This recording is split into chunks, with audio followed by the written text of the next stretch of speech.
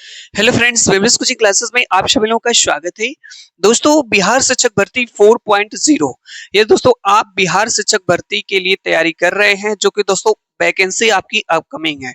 जैसा कि दोस्तों आपको पता है कि बिहार में आपका डोमिसाइल नीति लागू हो गई है, तो जो दोस्तों बिहार के स्टूडेंट्स हैं उनको ज्यादा बेनिफिट मिलने वाला है। तो दोस्तों अपनी तैयारी को रफ्तार दीजिए, अपनी तैयारी को स्पीड और बढ़ा लीजिए। दोस्तों क्लास स्टार्ट करने से पहले आज रक्षाबंधन का पावन पर्व है। रक्षाबंधन की इस पावन पर्व पे मेरी सभी प्यारे भाइयों एवं बहनों को रक्षाबंधन की ढेर सारी शुभकामनाएं। विमलेश कोचिंग क्लासेस दोस्तों आपके लिए विश करता है, आप अपने जीवन में खूब तरक्की करिए, खूब मेहनत करिए दोस्तों। और भगवान से मैं यही प्रार्थना करूंगा दोस्तों, आप अपने जीवन में सफलता प्राप्त करिए। और मेहनत करके दोस्तों हर एक चीज को हासिल किया जा सकता है। बस दोस्तों आप एक सही दिशा में, सही डायरेक्शन में अगर आप मेहनत करते हैं, संघर्ष करते हैं अपने जीवन में, तो कोई भी चीज हासिल कर सकते हैं। तो रक्षाबंधन की इस पावन पर्व पे दोस्तों विमलेश कोचिंग क्लासेस की तरफ से ढेर सारी शुभकामनाएं। तो चलिए दोस्तों विदाउट डिले क्लास को स्टार्ट करते हैं बिहार शिक्षक भर्ती 4.0 के लिए। ठीक है, शिक्षक भर्ती 4.0 की प्रिपरेशन कर रहे हैं तो दोस्तों इन प्रश्नों को जरूर देखिए, क्योंकि इससे क्या होगा दोस्तों, आपको पता लगेगा कि किस टाइप के प्रश्न बिहार शिक्षक भर्ती में पूछे जाते हैं। तो चलिए दोस्तों आज की क्लास का पहला प्रश्न आपके सामने ये रहा। फर्स्ट नंबर का प्रश्न है 76 नंबर का। अज्ञात शवों के डीएनए का डाटाबेस रखने वाला भारत का प्रथम राज्य है। क्वेश्चन को फिर से समझे दोस्तों, अज्ञात शवों के डीएनए का डाटाबेस रखने वाला भारत का प्रथम स्टेट कौन सा है, प्रथम राज्य कौन सा है, ये प्रश्न पूछा गया। पहला ऑप्शन है हिमाचल प्रदेश, गोवा, मध्य प्रदेश, उपयुक्त में से एक से अधिक या उपयुक्त में से कोई नहीं। इसका सही आंसर क्या होगा? राइट आंसर इसका हो जाएगा दोस्तों हिमाचल प्रदेश। अज्ञात शवों के डीएनए का डाटाबेस रखने वाला भारत का प्रथम राज्य हिमाचल प्रदेश है।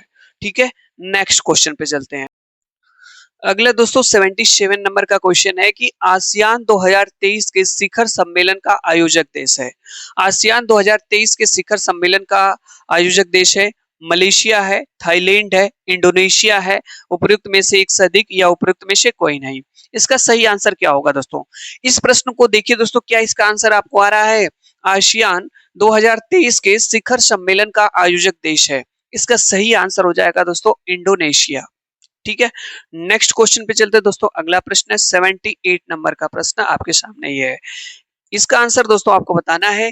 प्रश्न का आंसर क्या होगा? प्रश्न है कि 10 मई 2023 को पीटर्सबर्ग क्लाइमेट डायलॉग सम्मेलन की मेजबानी करने वाला देश है। 10 मई 2023 को पीटर्सबर्ग क्लाइमेट डायलॉग सम्मेलन की मेजबानी करने वाला देश कौन सा है? पोलैंड है, जर्मनी है, इटली है, उपयुक्त में से एक से अधिक या उपयुक्त में से कोई नहीं। इसका सही आंसर क्या होगा? इसका राइट आंसर हो जाएगा दोस्तों जर्मनी। ठीक है, जर्मनी। ये सभी ऐसे प्रश्न है दोस्तों, इसके आंसर्स अगर आपको आ रहे हैं, ठीक है, तो ठीक है, नहीं आ रहे हैं दोस्तों तो इन प्रश्नों को आप जरूर तैयार कर लें। ठीक है, कुछ इसी टाइप के प्रश्न दोस्तों बिहार शिक्षक भर्ती में पूछे गए हैं। टीआरई फर्स्ट में, सेकंड में, थर्ड में, फोर्थ में भी ज्यादातर पॉसिबिलिटी है दोस्तों इसी टाइप के प्रश्न आपको इससे पूछे जाएंगे। ठीक है, नेक्स्ट क्वेश्चन पे चलते हैं दोस्तों 78 के बाद 79 पे। यहाँ पे रहा दोस्तों, बहुत ही अच्छा प्रश्न है आपका एस्ट्रोनॉमी से, यहाँ पे विश्व के भूगोल से पूछा गया प्रश्न। पूछा गया है कि सूर्य है एक पीला तारा, लाल तारा, श्वेत तारा, उपयुक्त में से एक से अधिक, उपयुक्त में से कोई नहीं। इसका सही आंसर दोस्तों आपको बताना है सूर्य है। तो दोस्तों सूर्य एक आपका पीला तारा, येलो स्टार होता है। ऑप्शन नंबर ए करेक्ट हो जाएगा। 80 नंबर पे चलते हैं दोस्तों। 80 नंबर के प्रश्न पे ये रहा दोस्तों। विदाउट डिले दोस्तों इन प्रश्नों को देखिए और देखिए क्या इनके आंसर्स आपको आ रहे हैं कि नहीं आ रहे हैं। क्वेश्चन है कि ग्लोब पर 1 डिग्री के अंतराल पर खींची गई अक्षांश रेखाएं कितनी है?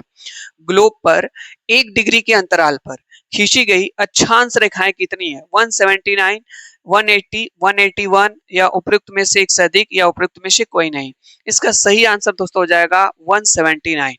ग्लोब पर 1 डिग्री के अंतराल पर खींची गई अक्षांश रेखाएं दोस्तों आपकी 179 होती हैं। 81 नंबर का दोस्तों प्रश्न है, यहाँ पे देखिए।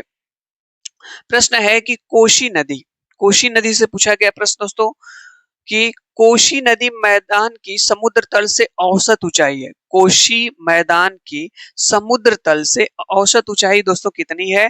300 मीटर, 150 मीटर, 30 मीटर, उपयुक्त में से एक से अधिक, उपयुक्त में से कोई नहीं।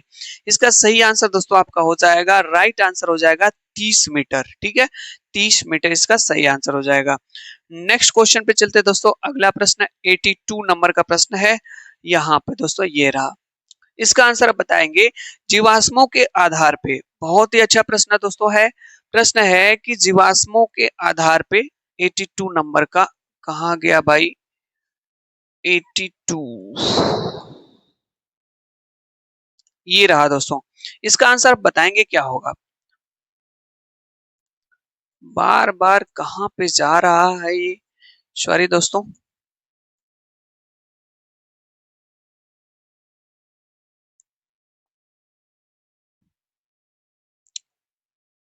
82 नंबर का प्रश्न है दोस्तों कि जीवाश्मों के आधार पर मानव का उत्पत्ति केंद्र है। अफ्रीका की रिफ्ट घाटी, मध्य एशिया, जेरूशलम, उपयुक्त में से एक से अधिक या उपयुक्त में से कोई नहीं। जीवाश्मों के आधार पर दोस्तों मानव का उत्पत्ति केंद्र पूछा गया है, तो सही आंसर दोस्तों इसका हो जाएगा अफ्रीका की रिफ्ट घाटी। अफ्रीका की रिफ्ट घाटी हो जाएगा। ठीक है, नेक्स्ट क्वेश्चन पे चलते हैं दोस्तों। अगला प्रश्न है हमारे पास 83 नंबर का प्रश्न, ये रहा। इसका आंसर आप बताएंगे क्या होगा? प्रश्न है दो समुदायों के मध्य सांस्कृतिक संपर्क कहलाता है। दो समुदायों के दोस्तों मध्य सांस्कृतिक संपर्क कहलाता है। इन कल्चरेशन, एक कल्चरेशन, कल्चर रेल्म, और उपयुक्त में से एक से अधिक या उपयुक्त में से कोई नहीं। इसका सही आंसर दोस्तों हो जाएगा, आपका राइट आंसर हो जाएगा ऑप्शन नंबर बी, ए कल्चरेशन कहलाता है। ठीक है, नेक्स्ट क्वेश्चन पे चलते हैं दोस्तों। ये रहा प्रश्न, बहुत ही अच्छा प्रश्न है, बिहार से रिलेट करके ये प्रश्न पूछा गया। क्वेश्चन हमारा है कि बरौनी तेल शोधक संयंत्र बिहार के किस जिले में स्थित है? बरौनी तेल शोधक संयंत्र दोस्तों सहरसा जिले में, बेगूसराय जिले में, मधुबनी जिले में, उपयुक्त में से एक से अधिक या उपयुक्त में से कोई नहीं। इसका सही आंसर दोस्तों आपका हो जाएगा बेगूसराय। ठीक है, बरौनी तेल शोधक संयंत्र दोस्तों बेगूसराय जिले में स्थित है। ब से बरौनी दोस्तों, ब से बेगूसराय, याद रख लीजिएगा। ठीक है, नेक्स्ट चलते हैं, आगे चलते हैं दोस्तों 85 नंबर पे। ये रहा दोस्तों 85 नंबर का प्रश्न है। इसका आंसर आप बताएंगे क्या होगा? प्रश्न हमारा है कि टेहरी बात परियोजना संबंधित है नियतिवादी विचारधारा से, संभववादी विचारधारा से, वैज्ञानिक नियतवादी विचारधारा से, उपयुक्त में से एक से अधिक या उपयुक्त में से कोई नहीं। इसका सही आंसर हो जाएगा दोस्तों संभववादी विचारधारा से। टेहरी बात परियोजना दोस्तों आपकी संभववादी विचारधारा से संबंधित है। 86 नंबर के क्वेश्चन पे चलते हैं। ये रहा दोस्तों 86 नंबर का। इसका आंसर आप बताएं क्या हो सकता है? क्वेश्चन हमारा है निम्नलिखित में से कौन सी उड़ीसा की स्थानांतरणशील कृषि है? यानी निम्नलिखित में से कौन सी उड़ीसा की स्थानांतरणशील कृषि है? पोडू, पेंडा, बेवार, उपयुक्त में से एक से अधिक, उपयुक्त में से कोई नहीं। तो सही आंसर दोस्तों इसका हो जाएगा आपका पोडू। पोडू जो दोस्तों आपकी है उड़ीसा की स्थानांतरणशील कृषि है।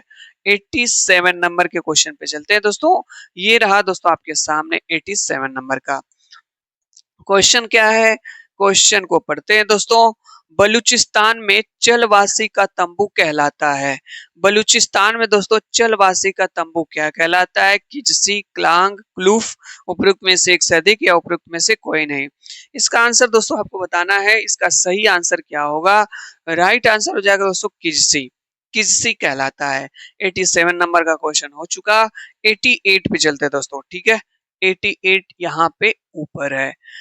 बहुत ही अच्छा प्रश्न पूछा गया दोस्तों 88 नंबर का। क्वेश्चन क्या है भाई? क्वेश्चन है कि बिहार के किस जिले में रेशमी वस्त्र का उत्पादन सर्वाधिक होता है? बिहार का दोस्तों कौन सा जिला है जहां पे रेशमी वस्त्र का उत्पादन, प्रोडक्शन सर्वाधिक मात्रा में होता है? मधुबनी है, भागलपुर है, औरंगाबाद है, उपयुक्त में से एक से अधिक, उपयुक्त में से कोई नहीं।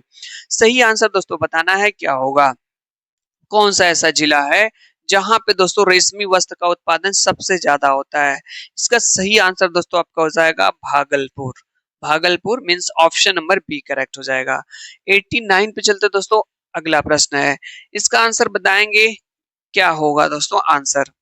प्रश्न हमारा है कि जनसंख्या घटने से मानव भूमि अनुपात, जब दोस्तों जनसंख्या घटती है तो मानव भूमि का अनुपात क्या घटता है, बढ़ता है, स्थिर रहता है? उपयुक्त में से एक से अधिक, उपयुक्त में से कोई नहीं। सही आंसर दोस्तों हो जाएगा बढ़ता है। स्वाभाविक सी बात है दोस्तों, जब जनसंख्या घटेगी तो मानव भूमि का जो अनुपात है वो क्या करेगा, वो बढ़ेगा। नेक्स्ट क्वेश्चन पे चलते हैं दोस्तों, अगला प्रश्न है, ये रहा दोस्तों बहुत ही बेहतरीन प्रश्न है, इसका आंसर क्या होगा। बिहार स्पेशल से पूछा गया प्रश्न। प्रश्न है कि बिहार के किस जिले में मक्का का उत्पादन सर्वाधिक होता है? सारण, सिवान, मुजफ्फरपुर, उपयुक्त में से एक से अधिक, उपयुक्त में से कोई नहीं। सही आंसर दोस्तों इसका हो जाएगा मुजफ्फरपुर। म से मक्का, म से मुजफ्फरपुर, याद रखिएगा। मक्का का उत्पादन दोस्तों मुजफ्फरपुर जिले में सर्वाधिक मात्रा में होता है बिहार के। नेक्स्ट क्वेश्चन पे चलते हैं दोस्तों, अगला प्रश्न है 91 को देखते हैं दोस्तों। 100 तक हम देखेंगे इस क्लास में। प्रश्न हमारा है भाई, बहुत ही अच्छा प्रश्न है कि 1857 के विद्रोह के नेता कुंवर सिंह किस स्थान से संबंधित थे? ग्वालियर से, मेरठ से, जगदीशपुर से, उपयुक्त में से एक से अधिक, उपयुक्त में से कोई नहीं। सही आंसर दोस्तों हो जाएगा जगदीशपुर से। कहां से संबंधित थे? जगदीशपुर से संबंधित थे। नेक्स्ट क्वेश्चन दोस्तों आपके सामने ये रहा, इसका आंसर आप बताएंगे क्या होगा मेरे भाई। क्वेश्चन है, 1876 में इंडियन एसोसिएशन की स्थापना किसने की थी? डब्ल्यू.सी. बनर्जी, शिशिर कुमार घोष, सुरेंद्रनाथ बनर्जी, उपयुक्त में से एक से अधिक, उपयुक्त में से कोई नहीं। इंडियन एसोसिएशन की स्थापना की बात की गई है दोस्तों, इसका सही आंसर हो जाएगा सुरेंद्रनाथ बनर्जी ने की थी। नेक्स्ट क्वेश्चन पे चलते हैं दोस्तों, अगला प्रश्न ये रहा दोस्तों, अगला प्रश्न ध्यान दीजिए दोस्तों, ये सभी प्रश्न बिहार शिक्षक भर्ती 2.0 में पूछे गए। विदेश में भारतीय राष्ट्रीय ध्वज प्रथम बार किसने फहराया? बहुत ही ज्यादा इंपॉर्टेंट प्रश्न दोस्तों। विदेश में फर्स्ट टाइम, पहली बार किसने दोस्तों ध्वज फहराया था? लाला लाजपत राय, मैडम वीकाजी कामा, रास बिहारी बोस, उपयुक्त में से एक से अधिक, उपयुक्त में से कोई नहीं। सही आंसर ऑप्शन नंबर बी हो जाएगा दोस्तों, मैडम वीकाजी कामा ने भारतीय राष्ट्रीय ध्वज प्रथम बार दोस्तों विदेश में फॉरगन में फहराया था। ठीक है, चलिए दोस्तों आगे चलते हैं अगले प्रश्न में। 93 हो गया, 94 पे चलते हैं। 94 यहाँ पे रहा दोस्तों, यहाँ पे इसका आंसर दोस्तों आपको बताना है क्या होगा। प्रश्न हमारा है कि अब्दुल कलाम आजाद के द्वारा किस पत्रिका को संपादित किया गया था? जमींदार, कॉमरेड, अल हिलाल, उपयुक्त में से एक से अधिक, उपयुक्त में से कोई नहीं। इसका सही आंसर दोस्तों आपको बताना है, अबुल कलाम आजाद के द्वारा किस पत्रिका संपादित किया गया था। सही आंसर दोस्तों हो जाएगा अल हिलाल, ऑप्शन नंबर सी करेक्ट हो जाएगा। ठीक है, नेक्स्ट क्वेश्चन पे चलते हैं दोस्तों, अगला प्रश्न 95 नंबर का प्रश्न है, इसका आंसर दोस्तों आपको बताना है क्या होगा। प्रश्न हमारा है भाई कि Mahatma Gandhi and Bihar some reminiscences लेखक कौन थे? Mahatma Gandhi and Bihar some reminiscences के लेखक कौन थे?